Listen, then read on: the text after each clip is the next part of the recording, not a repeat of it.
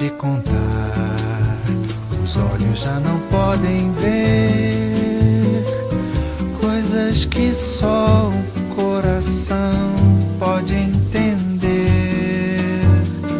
Fundamental é mesmo o amor, é impossível ser feliz sozinho. Boa noite, estamos começando mais um programa essencial, direto da minha casa. Você está em casa e agora nós estamos gravando o programa aqui na minha casa, trouxemos o cenário para cá e qualquer barulho que você escute, como um latido de um cachorro ou um outro familiar, você já sabe que é devido ao ambiente da gravação, ok? Se você quiser participar conosco do programa, anote aí o WhatsApp 988661773. E olha, gente, nessa época de pandemia, ainda de quarentena, nós vamos começar o nosso programa com a música Somos Um Só, da cantora cearense Bruna N, que criou essa música durante a sua quarentena. E a Cruz Vermelha aproveitou a música para a campanha no combate à pandemia do Covid-19. Vocês vão assistir agora ao clipe com a música cantada por Bruna N em parceria com o produtor musical Matheus Brasil e com o editor de vídeos Israel Ribeiro. Olha só que linda a música, gente. E de repente tudo mudou, o mundo inteiro quase parou. Tudo que era de rotina eu conhecia no meu dia a dia, então se transformou. Um inimigo se aproximou e foi testando tudo que eu sou. A paciência, a coragem, as certezas e até a minha fé. Mas minha esperança é maior que todo medo. Eu sei que vai passar se a gente fizer tudo direito. Quero abraçar quem eu amo, voltar a ter os meus planos e acordar dos enganos que eu criei, sem saber que a vida é mais que pensamos e tudo que precisamos é aprender com os danos que o mundo inteiro é um só. Somos uno. We are one. Somos todos Ingela, Oliver. Somos todos uno solo. Todos são uno. Wir sind alle nur eins.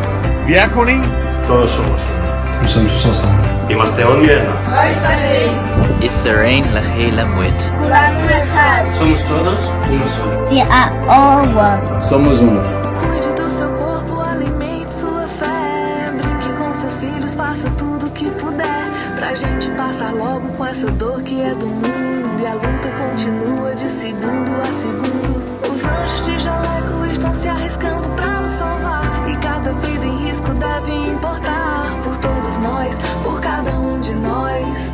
Faça a sua parte porque nunca estamos só. Quero abraçar quem eu amo, voltar a ter os meus planos e acordar dos enganos que eu criei, sem saber que a vida é mais que pensamos e tudo que precisamos é aprender com os danos que o mundo inteiro é um só. Um só, o mundo inteiro é um só. Que o mundo inteiro é um só. E vamos agora falar um pouquinho do nosso convidado.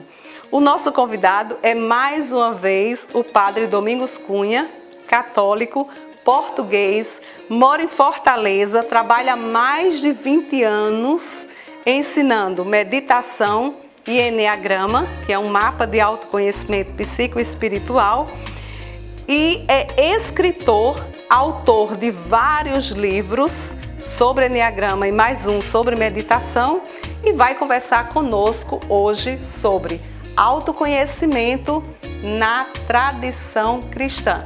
Autoconhecimento e espiritualidade na tradição cristã. Isso mesmo.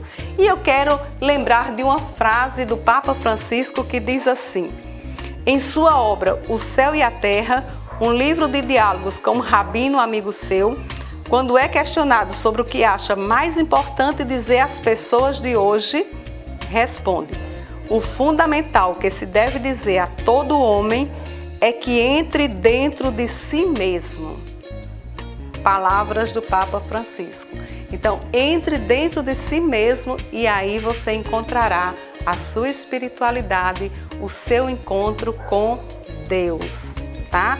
Então, este é o tema da nossa conversa de hoje, que nós vamos ter com o Padre Domingos Cunha, escritor e fundador do IESH, Instituto Enneagrama Shalom. É um padre católico, mora em Fortaleza e trabalha há mais de 20 anos ensinando meditação e enneagrama, que é um mapa de autoconhecimento e transformação pessoal, além de atuar como padre na comunidade lá em Fortaleza. E foi de lá que ele gravou os vídeos e nos enviou para participar conosco do programa, junto com você que está aí do outro lado da telinha. Então nós vamos começar conversando com o Padre Domingos e passo para ele a palavra. É com você, Padre. Maura, eu gostaria de começar citando aqui algumas frases, sem dizer os autores, algumas frases para despertarem esta ligação entre autoconhecimento e espiritualidade. Primeira, a melhor maneira de se chegar ao conhecimento de Deus é através do conhecimento de si mesmo. Não penseis que havereis de entrar no céu sem primeiro entrar em vós mesmos, a fim de conhecer e considerar a vossa miséria. Se queres conhecer a Deus, conhece-te a ti mesmo. Conhece-te, aceita-te, supera-te. Quanto mais eu vou ao conhecimento de mim, mais eu descubro dentro de mim um outro que não sou eu, mas que, no entanto, é a razão da minha existência. Parece, pois, que o mais importante de todos os conhecimentos é o conhecimento de si mesmo, pois quando alguém conhece a si mesmo, ele há de chegar ao conhecimento de Deus. Conhece-te a ti mesmo, porque és a minha imagem, e assim hás de conhecer a mim, de quem és imagem. Em ti tu me encontrarás. O nascimento de Deus se dá no mais fundo da alma humana e não fora do homem. O homem pode realizar este nascimento com o seu próprio trabalho, voltando-se para Deus. Como você pode divinizar-se se ainda não se tornou humano? Antes de tudo, garanta a condição de ser humano e assim poderá participar da glória divina. Espiritualidade sem autoconhecimento pode tornar-se alienação, e autoconhecimento sem espiritualidade pode levar ao desespero. O caminho para atingir o conhecimento verdadeiro e a experiência de Deus é este: nunca abandonar o autoconhecimento. Reconhece-te como imagem de Deus e envergonha-te por a teres recoberto com uma imagem estranha. Lembra-te da tua nobreza e envergonha-te de quanto decaíste. Não deixes de reconhecer a tua beleza, para que mais ainda te angusties por tua fealdade.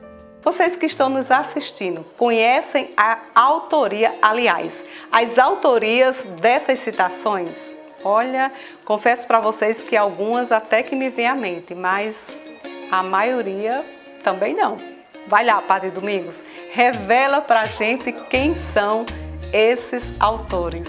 Maura, estas frases que eu acabei de ler, eu gostaria de perguntar aos nossos espectadores a quem eles atribuiriam essas frases, essas afirmações. Isso parece de quem? Parece conversa de psicólogos, palestrantes de autoconhecimento? Pois é, Maura, todas essas afirmações foram feitas por grandes místicos da tradição cristã.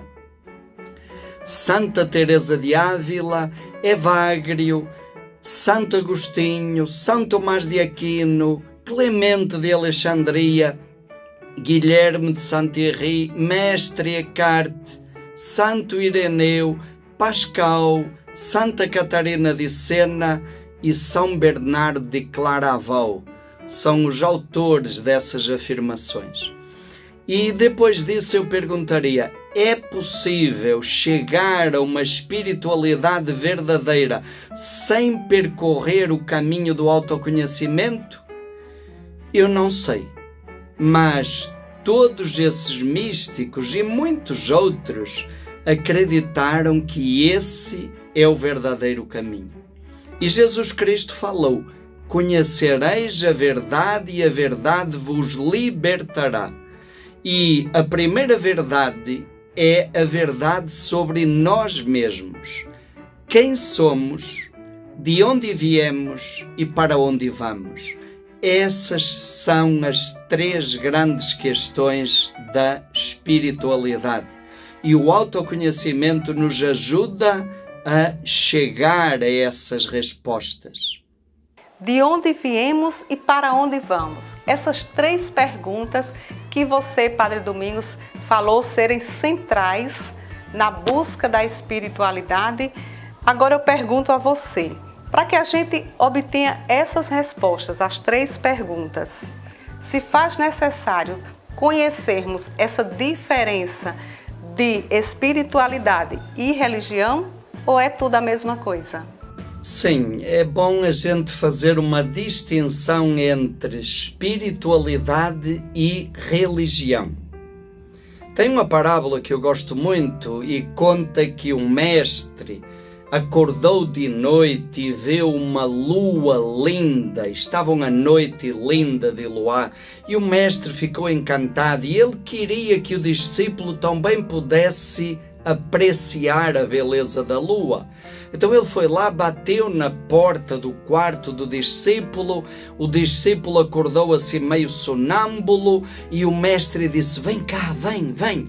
E levou o discípulo até a varanda e quando chegou na varanda, o mestre apontou assim para a lua e disse: olha que coisa linda. E o discípulo, meio estremunhado, ficou olhando, olhou e depois disse: é mesmo, mestre, como a sua mão é linda. Pois bem, gente, olhe, a religião é a mão que aponta para a lua. Contemplar o brilho da lua, isso é espiritualidade. Espiritualidade é experimentar, saborear Deus na sua vida, experimentar o amor de Deus na sua vida. Isso é espiritualidade, é a experiência do amor de Deus. A religião deve estar em função disso. Todas as religiões fazem sentido na medida em que apontam para a lua, em que nos ajudam a chegar a essa experiência pessoal profunda de Deus. O perigo é que muitas vezes nós ficamos presos à religião e acabamos não enxergando a lua. Nós ficamos admirando a mão e nos encantamos e nos distraímos com a mão que aponta para a lua, mas acabamos não contemplando a beleza da lua. Ora, essa seria a grande diferença entre espiritualidade e religião. A função das religiões é essa, é religar, é ligar-nos de novo com a nossa origem com Deus. Religar. A espiritualidade é o usufruir, o saborear essa comunhão, essa ligação com Deus, com a fonte, com a nossa origem. Tá aí, gente. Como disse Padre Domingos, religião é religar, quer dizer, ligar-nos novamente à nossa fonte divina, à nossa origem, ao nosso encontro pessoal com Deus. Então a religião só faz sentido se ela promove esse encontro. E essa espiritualidade, como o próprio padre falou, é esse saborear, esse sentir o prazer, sentir o gosto, sentir o êxtase de estar com a presença divina ou retornar a essa presença divina que nós somos. Porque nós somos centelhas divinas, não é verdade? E olha, esta frase que eu trouxe para vocês, para complementar a fala de Padre Domingos. Aliás, para acrescentar, religião não é apenas uma, são centenas. Agora, a espiritualidade é apenas uma. Então, a espiritualidade está presente em todas as religiões. Agora, Padre Domingos, fala para a gente qual a importância do autoconhecimento para a espiritualidade. Sem dúvida que o autoconhecimento é o grande caminho para chegarmos à experiência de Deus. Acredito que sem o desnudar-se do autoconhecimento e sem o silenciar-se da meditação, a espiritualidade corre o risco de perder-se em fantasias. E ao autoconhecimento, a consciência de nós mesmos, daquilo que somos, da nossa verdade, separar o que é luz e o que é sombra, o que são as nossas ilusões, as mentiras do nosso ego, as nossas crenças inconscientes, os nossos mecanismos psicológicos, as nossas carências, as nossas feridas, as nossas frustrações. Sem descobrirmos isso, é perigoso entrar no caminho da espiritualidade. Interessante, Padre, quando você fala no desnudar-se da nossa personalidade, do nosso ego, dos nossos padrões, dos nossos comportamentos, dos nossos vícios, das nossas feridas, quando a gente olha para tudo isso, aí eu me remeto às sombras da nossa personalidade, né? Eu me remeto a esse autoconhecimento das nossas sombras. Mas ao mesmo tempo você fala que esse autoconhecimento, ele é o caminho para a espiritualidade. Como é que isso se dá na tradição cristã? Em todas as grandes tradições religiosas nós encontramos esta vertente que podemos chamar de uma espiritualidade através do autoconhecimento.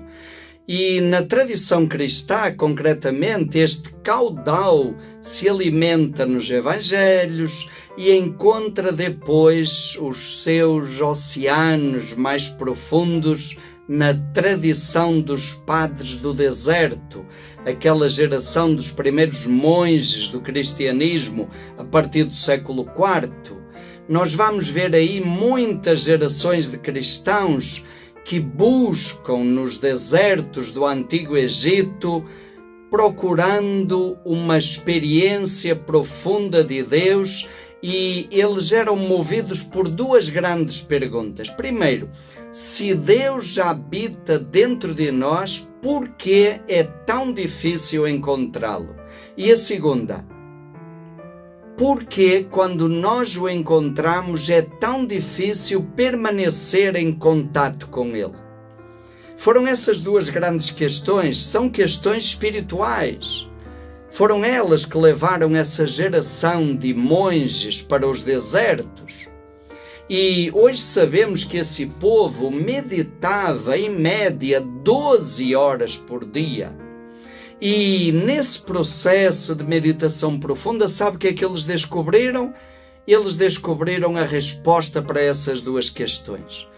O que nos dificulta a experiência de Deus e o que nos afasta dela quando a encontramos são as paixões. Dentro de nós existem paixões, estados emocionais adoecidos que nos desviam do alvo. Eles chamavam também pecados. Não pecado no sentido religioso ou moral. Aliás, a origem da palavra pecado vem do ambiente militar, significa errar o alvo.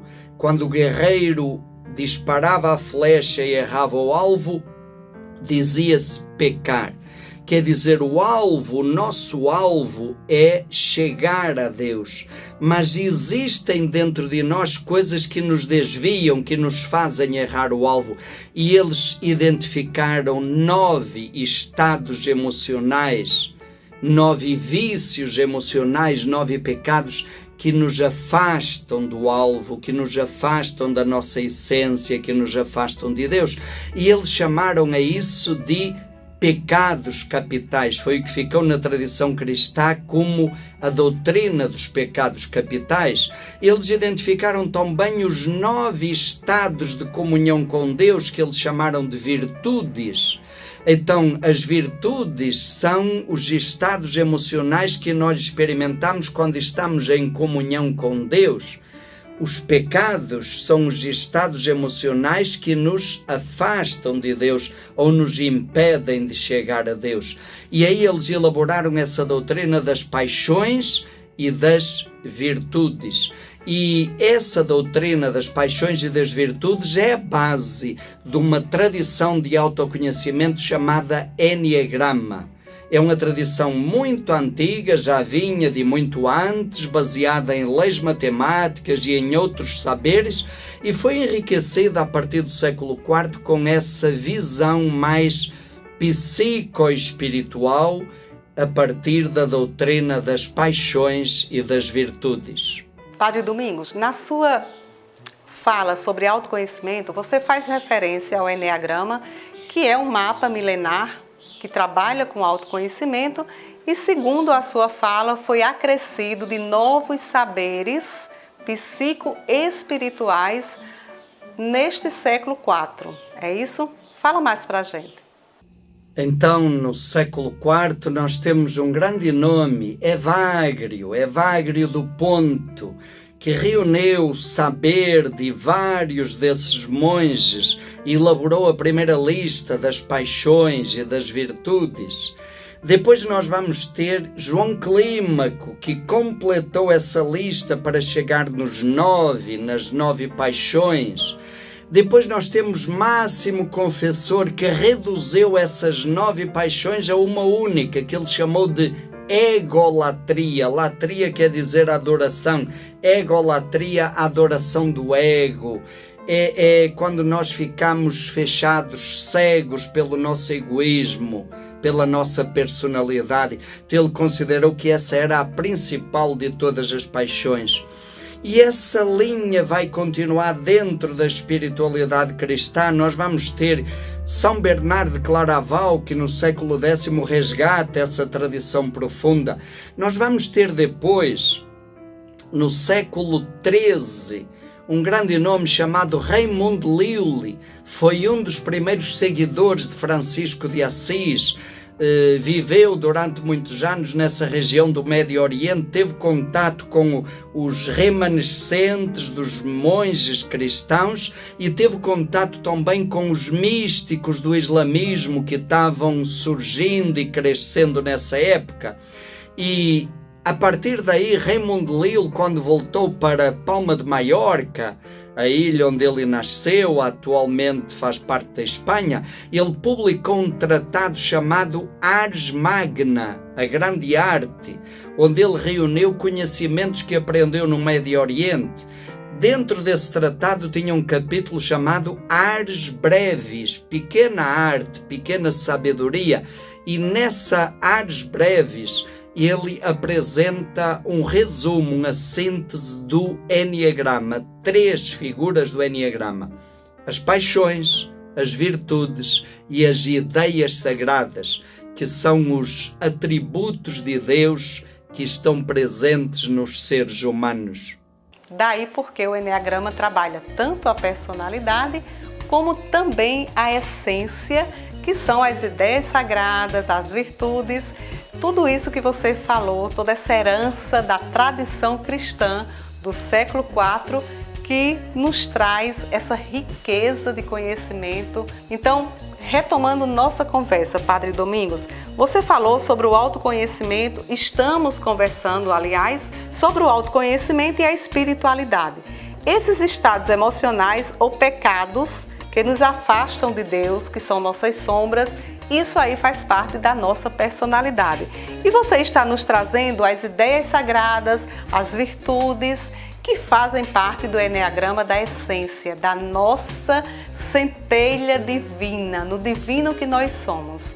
Então eu gostaria que você falasse mais a respeito, porque eu sei que não para por aí.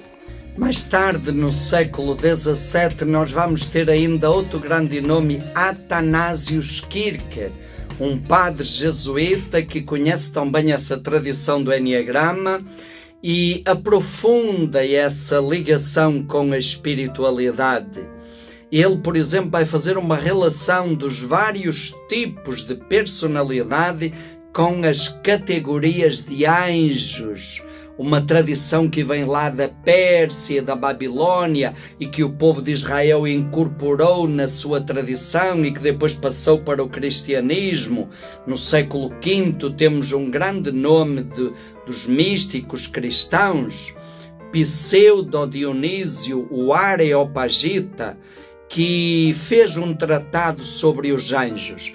Ora, Athanasius Kircher, no século XVII, vai retomar essa tradição e fazer a relação com o Enneagrama, essa sabedoria de autoconhecimento.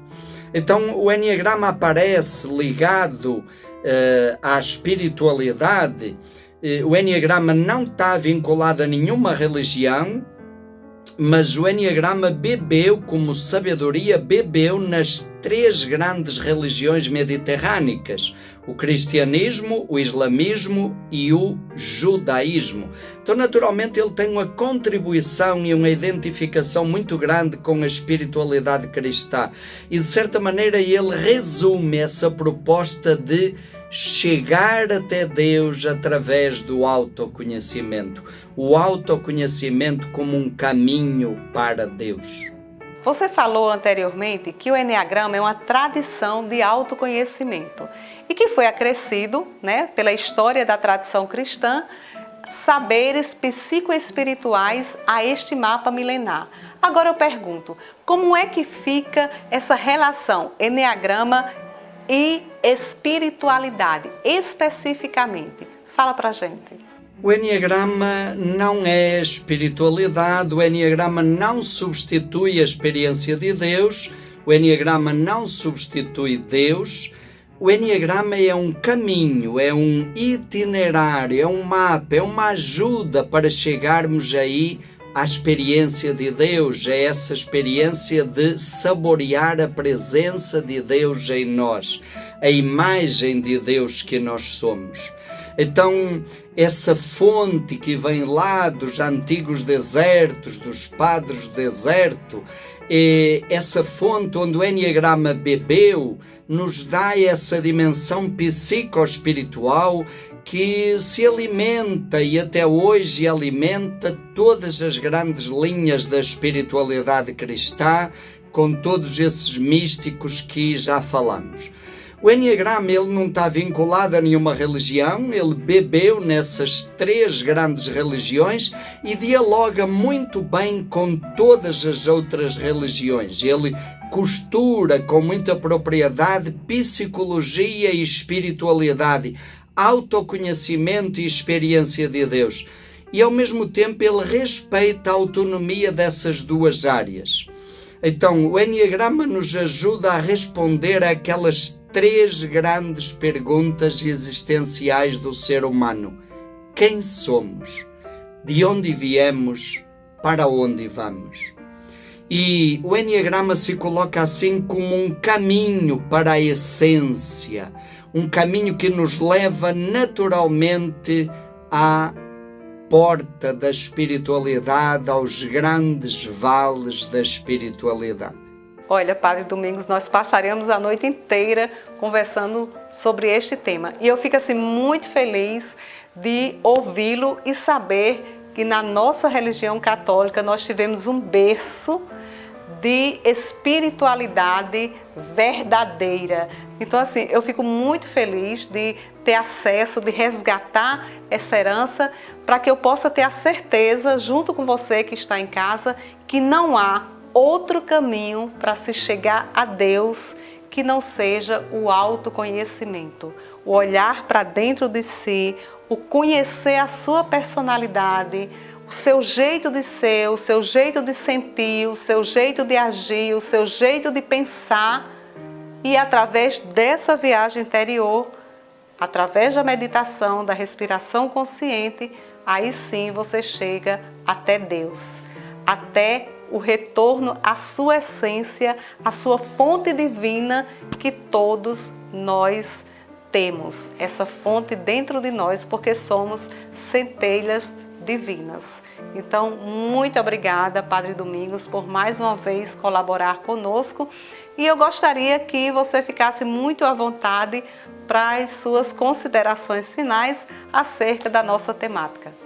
Maura e caríssimos telespectadores, eu gostaria de encerrar retomando aquela frase de Pascal: espiritualidade sem autoconhecimento pode gerar alienação, e autoconhecimento sem espiritualidade pode levar ao desespero. Acho que essas duas dimensões precisam caminhar sempre juntas na nossa vida, para não cairmos no desespero ao olhar para aquelas coisas que nos incomodam dentro de nós, e também para não cairmos numa espiritualidade alienada que nos tira da realidade. E outra frase que eu gostaria de trazer novamente: sem o desnudar-se do autoconhecimento e sem o silenciar-se da meditação, a espiritualidade corre o risco de cair em fantasias. E é um perigo muito real. Então que a gente possa sempre trabalhar essas dimensões juntas. Um autoconhecimento que nos leve à descoberta da presença de Deus em nós, para fazermos da espiritualidade uma experiência pessoal e profunda. Essa sim capaz de dar sentido à nossa vida, de manter o brilho do nosso olhar e de ajudar a manter a soberania, mesmo no meio das crises, das dificuldades como esta que estamos atravessando agora. Então, Maura e todos os nossos espectadores, um grande abraço, foi um prazer estar de novo com vocês, é sempre uma alegria, e vamos continuar caminhando e cultivando a esperança e a experiência de Deus que gera sentido para a nossa vida. Um abraço e boa noite. Boa noite, e olha, eu que agradeço de coração por sua participação mais uma vez e pelas sábias palavras que você nos trouxe, por esse conhecimento tão rico de psicoespiritualidade, ok? E se vocês que estão em casa, que estão nos assistindo do outro lado da telinha, quiserem beber direto da fonte de Padre Domingos Cunha, vai lá no canal do YouTube, está aqui o endereço das redes sociais do Instituto Enneagrama Shalom, e você vai encontrar muitos conteúdos sobre autoconhecimento, sobre psicoespiritualidade, sobre, enfim, muita coisa para você nessa jornada, se você quiser trilhá-la junto conosco. E quero também desejar, gente, domingo, Dia das Mães, eu quero desejar assim, muita saúde, muita paz, muita comemoração em casa, familiar, nesse dia tão especial.